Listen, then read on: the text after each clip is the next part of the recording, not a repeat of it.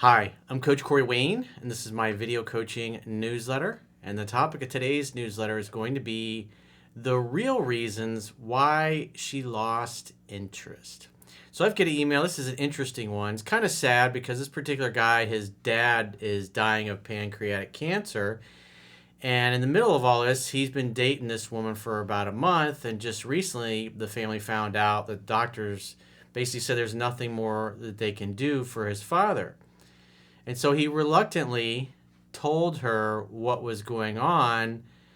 She seemed really supportive at first, and then a few days later, she basically ghosted him and stopped responding to his texts. And he says he's kicking himself. He's like, man, I should have never told her this.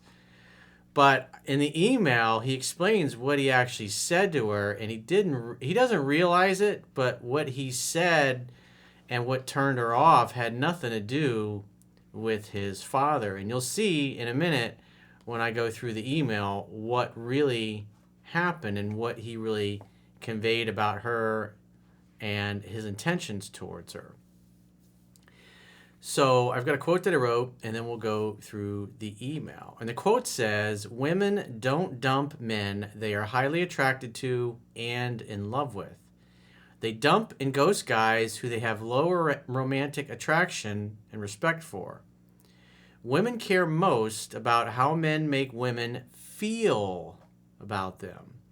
Men's high romantic interest in women does nothing to make women more attracted to them.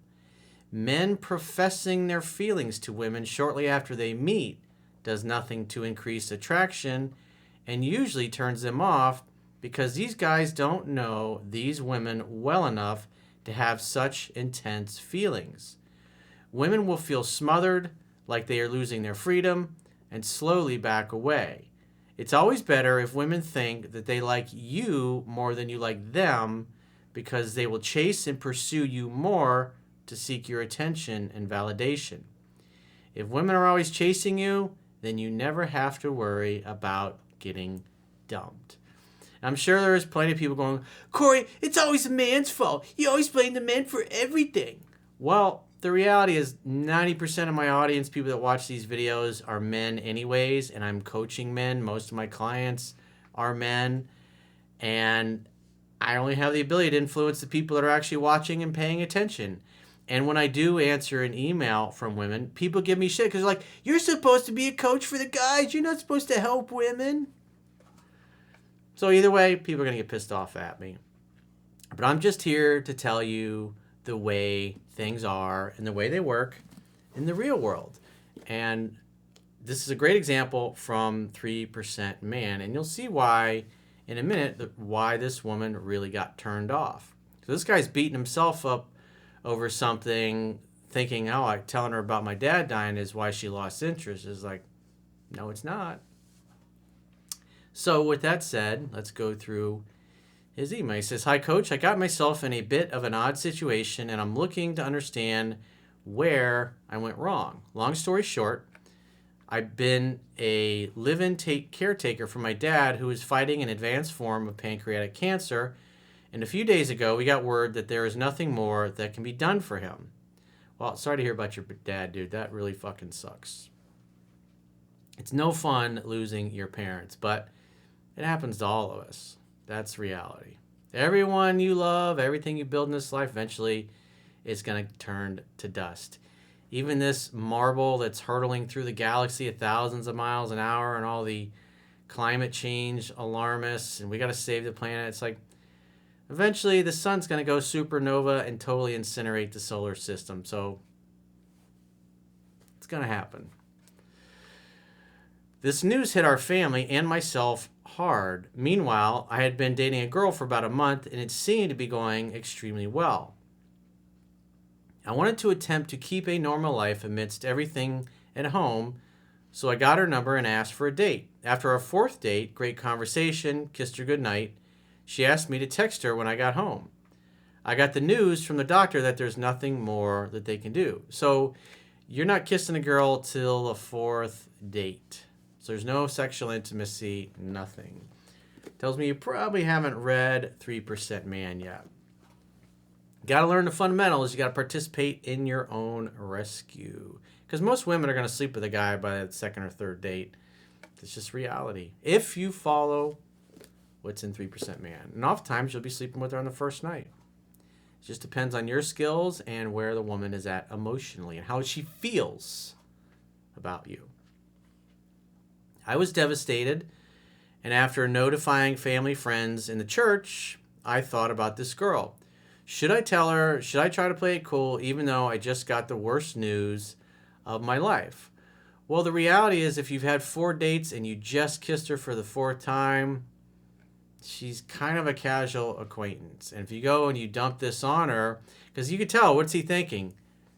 This is my girlfriend. I need to tell my girlfriend everything that's going on. Remember the simple formula. Hang out, have fun, hook up. Don't kiss, or I should say, you don't treat women like girlfriends who you just kissed for the first time on the 4th date. Hang out, have fun, hook up. So far, you'd only been hanging out and having some fun, got a little kissy poo.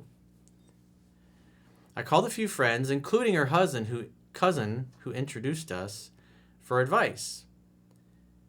The other thing is you shouldn't be involving friends and family about advice just because you were introduced to this woman, because whatever you say is going to get back to her. And quite frankly, most people don't understand the things that are in 3% Man, and oftentimes will end up making you look weak and unattractive and undesirable without realizing when they're trying to help you. Because men who have women that are throwing themselves at them and who have choice don't need to be built up. They're going to hear things like, oh, all girls love him. He's a ladies' man. Lots of girls are hoping to get him to settle down and be their husband and things of that nature. But somebody that's having a tough go of it, that's not very good with women, is like, he's a really great guy. Or if you've had a woman that, oh, I'm going to introduce you to this girl. She's perfect for you. Well, is she hot? She's really nice. What's your automatic? She's really nice. You're like, oh, she's probably ugly. That's what you're thinking. So when they're saying things trying to build you up, they're actually making you look weak and desperate, and it's not helpful. So I wouldn't be involving other people in your relationship and telling everybody about it, because again, you've been on 4 dates, you just kissed her for the 4th time. So it's obvious you're way more into her than she is into you. So I let her know what's going on. I decided to set up a call with her a few days later and let her know what's going on and to tell her 2 things. Number 1, I asked her not to feel pressured about the situation and not feel obliged to stick around if she realizes I'm not for her, even with everything going on. So, bro, come on, man. Think about it. Does that make you look sexy and desirable and attractive and lots of women are just dying to make you their man? Or does that sound like a guy who's used to getting rejected, always gets rejected, and expects to be rejected by her? So you're basically, hey, please reject me now and let me down easy because I really super duper like you. And I was hoping you'd like me back, but hey, it never works out in my favor anyways because this is what always happens to me. That's basically what you communicated. Remember, hang out, have fun, hook up. Does number 1 fit into this? I think not. You just told her you were unattractive and undesirable and no other chick wanted you, basically. Number 2. Item number 2 on The Price is Right. I asked her where she stood with all of this. Are you ready to have a relationship with me yet? That's basically what that said. Dude, love is playful and fun. It's not serious. It's like you just kissed her for the first time on your 4th date. So more than likely on the first 3 dates where nothing happened, she's probably already thinking this guy has no confidence. He's not moving things along. And then you're like, bleh, and then you puke your interest all over her. It's going to overwhelm. I'm feeling so overwhelmed. Women will actually come out and say that. Because she's like, I don't even know if I want to go out with this guy again. He's kind of an okay kisser. But then you're treating her like you have this really important relationship. You've been on 4 dates and you kissed her once. There's really nothing there. She's probably dating 2 or 3 other guys if she's really attractive. I emphasize that I'm not looking for any commitment and honestly want to keep getting to know her with little pressure on dating. I was like, this is such a big deal. These are the kinds of things you should have just mentioned in passing on your next date. You should have been like, hey, I got something to tell you. I've seen him a little off tonight. It's like I just found out my dad, he's got pancreatic cancer. There's nothing they can do for him. So, and she'll be like, oh, she might jump your bones on the date because she bonds and connects and you share something. But instead, you're making it out this big emotional ordeal. Maybe on some level, you're hoping, hey, she'll like me and feel sad for me because of what's going on. There's a right way to do everything. Like I said, if you were on a date and you brought this up in passing, because the key is to be unperturbable. I mean, obviously, it's horrible when you're losing a parent, but the key is not to totally come unglued, to be able to maintain your emotional self-control and still go out and have a good time with her, because quite frankly, she's an escape from the fact that there's nothing you can do for your dad. All you can really do is spend time with him and love him, and same thing with the rest of the family. And I'm sure your dad would be happy to know that you went out on a date and got your brains fucked out by a cool chick. But obviously that's not happening in this case. So he said, but I also requested that if she knows this isn't going anywhere or is just casual for her, to respect my time and let me know where he didn't say let me know where I stand, but he says, and let me know so I can spend what time I have left with my dad. That's pretty heavy. So in other words, again, if you understood women and you understood where you stood with her, you would never say anything like that. Again, hang out, have fun, hook up. I don't see any of that in item number 2. I see just seriousness and, are you ready to be my girlfriend yet? Are you ready to take this to the next level? I know we just kissed for the first time the other night. I'm sure, I'm being a hard ass, but it's like, people don't pay me to blow sunshine up your ass, because that's what you're going to get from all, oh, if it's meant to be, it'll be. Just give her some time. It'll work out. It's like, I'm just giving you the brutal, honest truth. Because I want you to learn from it, because it's painful to hear and learn these things, but I don't want you to make these mistakes anymore. And also other people that are in similar situations, I don't want them making the same mistakes. So everybody learns. Everybody gets better. So it's great that you wrote the email, because you're helping yourself and literally millions of people around the world over time. On the phone, she seemed empathetic. She's a therapist, and even suggested we meet sometime the next week. Did you make a definite date? About 2 weeks have gone by, and she won't respond to my texts and has hidden her story from me on Snapchat. Hang out, have fun, hook up. Not happening. Got too serious too soon, treated her like a girlfriend, even like somebody you were serious with, but obviously you communicated, and I'm sure your friend, the cousin, introduced you. Hey, he really likes you. He's going through a tough time. You should be there for him. She's like, I don't even know this guy. We just kissed for the first time the other night. It's kind of inappropriate for me to say I'm ready to have a relationship with this guy. So obviously, if you knew 3% Man, you would know that this is 100% going to lead to rejection. He says, I'm kicking myself that I didn't keep my cool, but hoped she would understand the situation with my dad. Oh, I'm sure she totally understood the situation with your dad. He says, we've discussed it quite a bit before on dates. So she's aware of it, but you basically just said, hey, you ready to have a relationship with me yet? So instead of hang out, have fun, and hook up, you went hang out, have fun, a little bit of kissy poo. Hey, you ready to have a relationship with me and be serious? That's the opposite of what I teach, my man. Did I do the right thing, coach? Nope.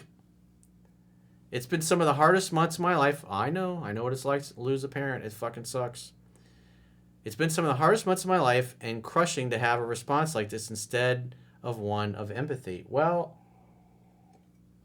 if I'm honest, it's harsh. You did it to yourself, bro. You did not follow the instructions in 3% Man. I say read it 10 to 15 times all the time. And anybody that hasn't read it, you can read it for free at understandingrelationships.com. Just subscribe to the email and newsletter. But wait! You can also You see those cheesy commercials. But wait, we'll double your order if you order now in the next 5 minutes. My second book, Master Yourself, you can read that for free at understandingrelationships.com also. But wait, there's more. Quotes, Ruminations, and Contemplations. You can also read that. So you can try before you buy. So to the guy who wrote the email, I implore you to read this. Never call or text her again for any reason. Let her do 100% of the calling, texting, and pursuing from here on out. I'd be following what's in 7 Principles, Get an Expect. She blew you off. She ghosted you. You don't chase after her. You don't start pursuing again because somebody ghosts you and then reaches out a few weeks later. If she ever reaches out, assume she wants to see you and invite her over to your house to make dinner together. Hang out, have fun, and hook up. If she says, oh, let's meet out for coffee or set, just say, nah, it's, with everything going on, I was just in the mood to hang out, have a bottle of wine, maybe make a nice healthy dinner together and chat and catch up and look into those pretty eyes of yours and maybe a little more kissy poo. But if you're not up for that, then give me a call in 2 to 3 weeks when this all blows over, and maybe I'll be up for meeting you out for coffee or lunch then.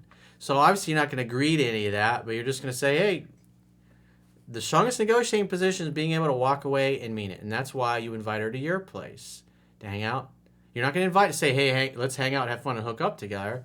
You're just going to invite her over for dinner. And you're going to politely decline any offers to do anything other than that, or meet her out, or pick her up, or any of that. Just say, she's like, oh, just come pick me up. I don't feel comfortable coming to your house.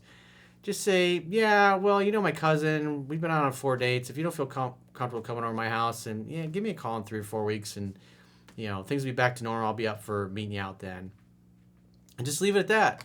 And as long as she comes over 3 dates in a row, and you hang out, you have fun, and you hook up all 3 dates in a row, then you can meet her out and pick her up. But you got to let her do 100% of the calling, texting, and pursuing. And you have to actually follow what 3% man says. That's reality. I know it's harsh, but the truth is a nasty pill to swallow. And it doesn't serve you or anybody else to just, oh, it's fine, it'll be nice. Because you got everybody in your life is telling you that. And that's not helpful. I'm ripping the Band-Aid off. I'm like, hey, this is where you're at, bro. This is what really happened. So just as the Mocha Bear would say, Mocha Bear Actual on Instagram, the guy I train with, he would say, do better. Do better next time. That's all. If you got a question or a challenge you'd like to get my help with, go to understandingrelationships.com, click the products tab at the top of your screen, and book a coaching session with yours truly. Until next time, I will talk to you soon.